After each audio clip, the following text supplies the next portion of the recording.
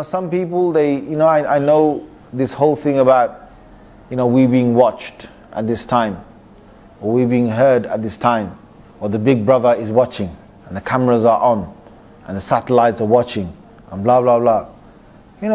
People are honestly, they're losing themselves in thinking about all of this big brother business that is going outside. Allah watches my enemies. Allah watches all the Muslims' enemies. Allah hears every conversation of every Muslim enemy that is out there. You've got to understand that. Allah knows every single enemy that has made any plan. Before he's even done his plan, Allah even knew that. Allah watches their satellites. Forget their satellites watching us. Allah hears their secret conversations in their buildings that they've got. Whatever you want to call them, whatever group you want to say they are. And I think the young, the youth, they get really sort of passionate about, the secret services and the Illuminati and this and that and whatever there is. The young, love this because it's something which is, secret. Anything that is secret, human beings love it. And on top of that, when you have a secret, powerful thing, then it's even more intriguing to know about that, to talk about that.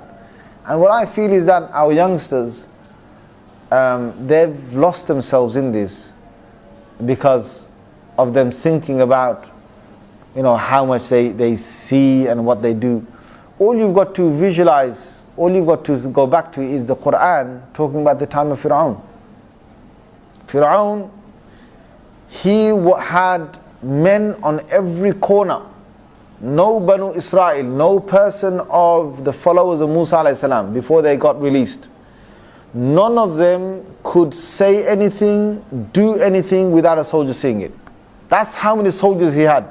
There was no place without soldiers there. No place. Whenever they came out of their homes, there were soldiers watching them. Whenever they came out. Even when two of them were having a conversation in a corner, a soldier was listening in. And everything was reported back to the authorities. Fir'aun, even what he did is, he told Haman, who was his mason, he told him to build him a tall tower. And he built him a very tall tower, and from there Fir'aun would go to that tall tower, stand there, and he would watch the entire Banu Israel working for him. Whatever work, whether he's building the pyramids, whatever it was, Fir'aun would stand there and he would watch. And Fir'aun was able to also keep an eye on them through his magicians. See, he had sorcerers who used to tell him things were going on. Regular meetings he would have, he would call them over and he would say, okay, what do you guys see? Like fortune tellers? He would have these, and that's how he found out that Musa alayhi salam was going to be born. Because he used to have regular intervals with them, and one of the intervals he had with them is that these sorcerers said to him that there's going to be, a young boy that will be born in your kingdom this particular year, and that boy, if he lives, he's going to destroy your kingdom. So Fir'aun had that given to him by his sorcerers. Now one is physically watching you, one he's got this invisible way of getting communication, whether it's from the jinns or whatever it was that they got, the sorcerers got it, but he got the information that there's going to be a boy that is going to be born. And imagine how much how much Fir'aun is watching. It's the same, it's worse than the satellites and what they're doing today. Because there's a limit to what they can do today. In those days, Fir'aun did not need an excuse to kill you. He could kill you in broad daylight. His soldiers can kill you. The soldiers used to rape women, rape the Banu Israel, take them away from broad daylight in front of their husbands, go and rape them and bring them back. That's what they used to do. You think it's bad what we've got today? You want to see what the Banu Israel. That's why Allah Azza wa Jal, He reveals so much about Musa and Fir'aun. Because that time will resemble a lot with what we're going through at this moment. So they had all of that going on. So now look at this, look at the power. Now these Muslims today, they say, the Illuminati, they're watching this, they know this, they're going to make this, they're going to do this, they're going to do that. These people, they lose themselves completely in making themselves feel that this big brother and the Illuminati, whatever, is watching them so much. What you've got to understand, Akhi, and my brother, my sister, is that Allah Azza wa Jal, do you think He doesn't know their plans? He doesn't know what they're doing. He doesn't see what they do. He doesn't hear what they say. He's got all the plans to Himself, all of them. Before they even occurred, He knew what they're going to do. He knew how far they're going to go. He knew how many of them are going to get together. Every single one of the enemies of Islam, Allah saw every single action of his life. And Allah heard every single thing he said in his whole life. Every conversation, every meeting they had, Allah was there. Allah Azza wa Jal heard everything, Allah saw everything, Allah knew everything. Now when you know that, and you put your trust in Allah, just like Allah then, when Fir'aun thought, okay, I'm going to wipe out one generation. So what did he do? When the sorcerers told him this year that boy is going to be born, he said, okay, that's it, fine. All the boys that are born this year, wherever you find them, newborn baby boys, kill them. Told his soldiers, go out there, kill them. Now can you imagine? Imagine that, you think they're bad today. Are they going around killing all the, killing innocent people in front of their faces, snatching their newborn babies away, killing them and leaving them dead? Now, are they going that far? They haven't gone that far. Okay, there's fighting going on across the world, there's murdering going on, there's rape going on, but it's not this bad.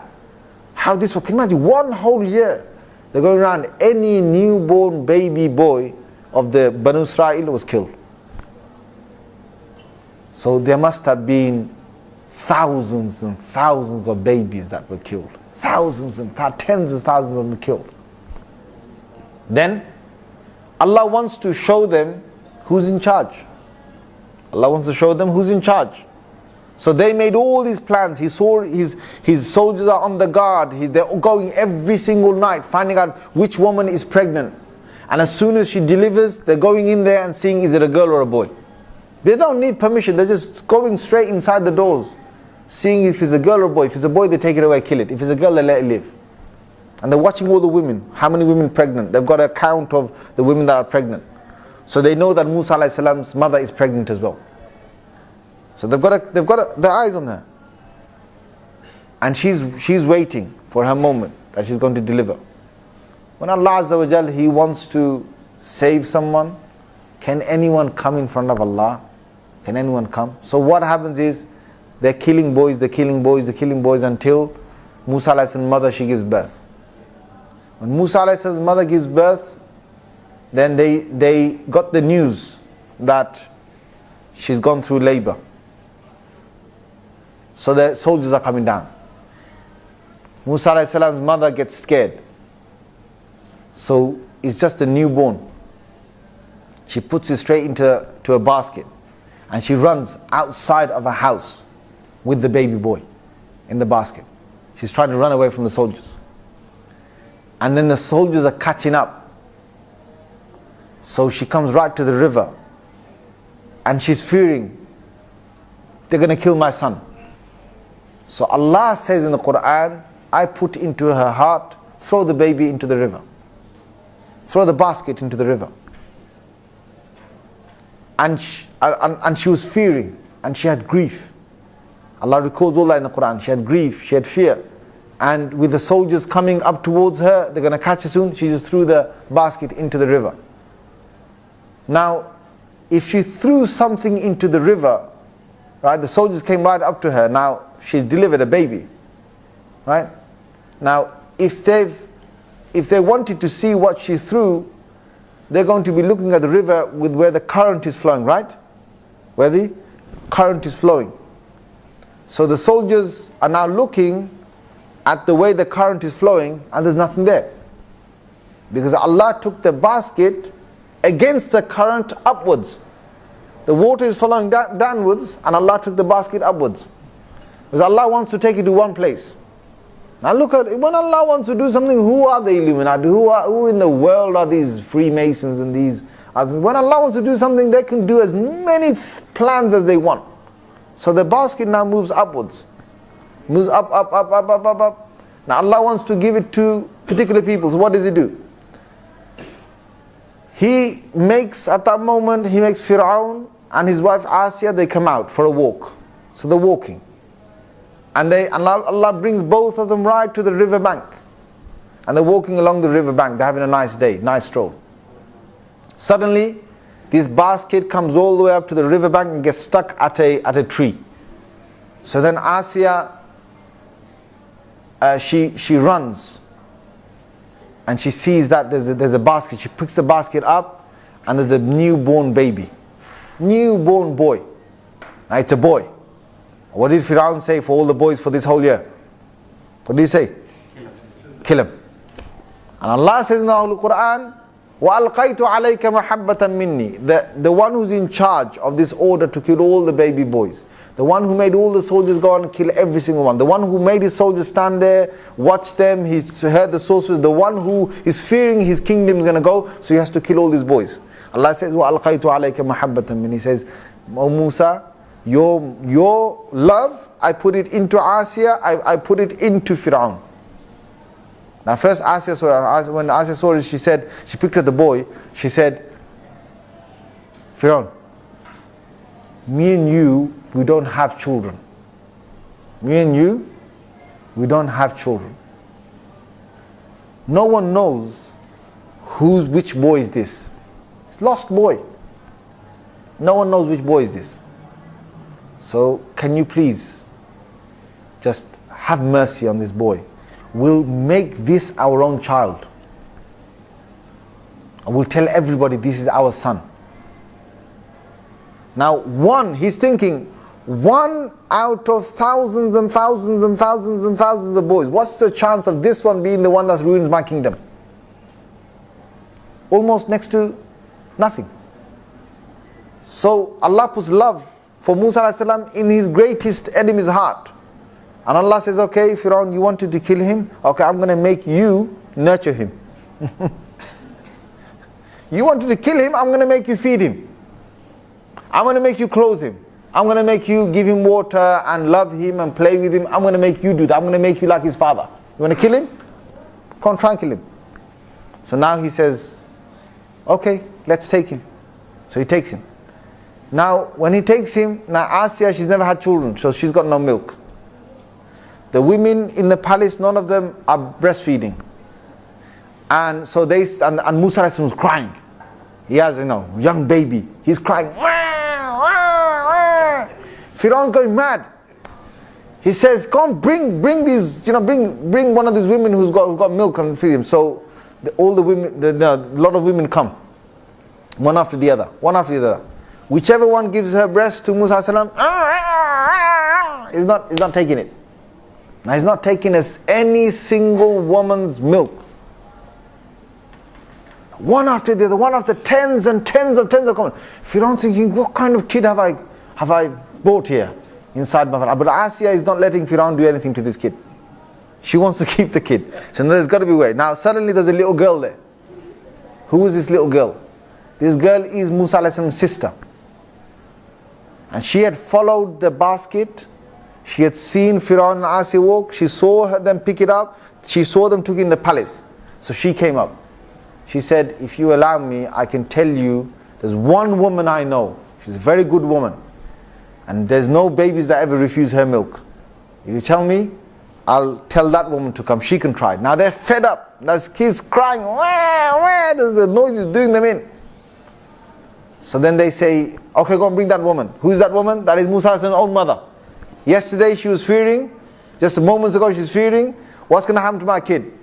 Allah brought her own child right in front of her. She sees Musa and then she gives him milk. And now the mother is reunited with the son in the enemy's house. Every day she will come and see her son. Every day she will milk her son. Every day she will play with her son. Allah Azza wa Jal shows who's in charge.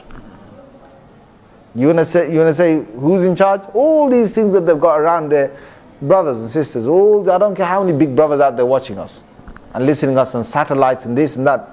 Who's in charge? The one in charge is Allah. Finished. The one in charge is Allah. When Allah wants to do it, who's gonna do anything? Now Musa alayhi salam, you look at the whole plan of how Allah Azza wa Jal brings Musa alayhi salam up, and how He takes him back to the Banu Israel, how he makes him feel that he's part of them, how he goes through all these things. I haven't got the time to say all of it. Inshallah, one day we'll cover the stories of the Anbiya, inshallah. But what my point is that though others watch us, though others listen to us, the one that is in charge and the one that counts is who? It is Allah Azza wa Jal. And that's the one that we have to have fear of. There's a hadith of Rasulullah sallallahu alaihi wasallam that whoever fears the creation, whoever doesn't fear Allah, will fear his creation. Whoever doesn't fear Allah will fear Allah's creation, or some of his creation, they will fear him. And whoever fears Allah, the creation will fear them. You understand that? Whoever doesn't fear Allah, they will have fear for some of Allah's creation. Whichever those people are, they will have some fear in their hearts.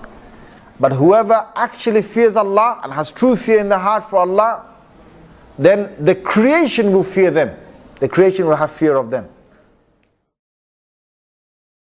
La ilaha illallah Muhammadun Rasulullah alayhi salatullah wa alihi wal ahibba.